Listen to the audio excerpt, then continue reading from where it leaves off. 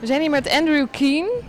Andrew, you talked about a nice painting, masterpiece of Vermeer, the letter-reading girl.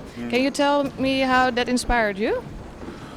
The reason it inspired me is because it reflects the way in which media can have so much meaning in people's lives. The painting is of a young woman intimately bound up in the action of reading a letter. She has complete trust in the letter, and one would assume of its writer.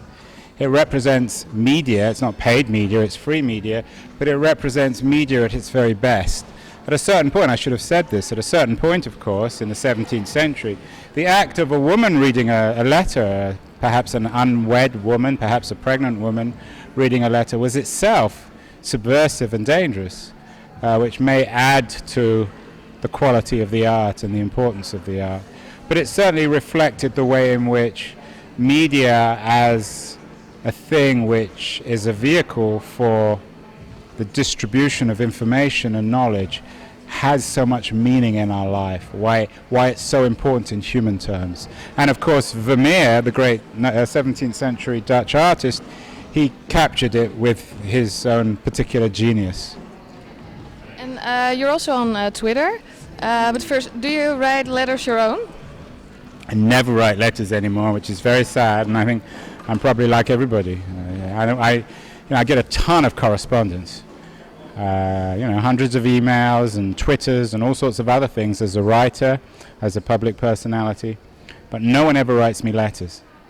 It's perhaps because as a kind of 21st century writer, I don't really have an address.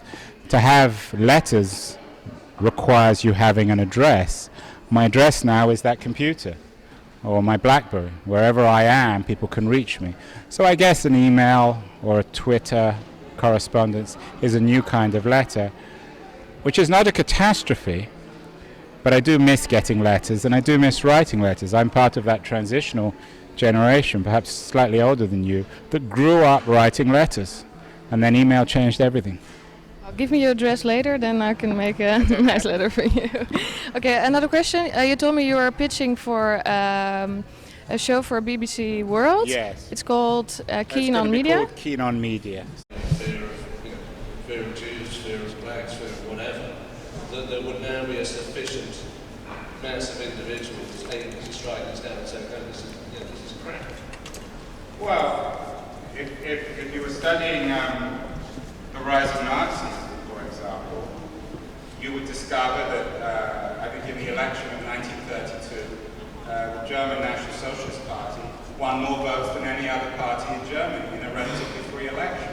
So it simply reflects what people feel. I mean, you're right, in America last year, people were in a generous, optimistic mood. They had 8 years of a foolish, useless, incompetent president, and they wanted to be optimistic.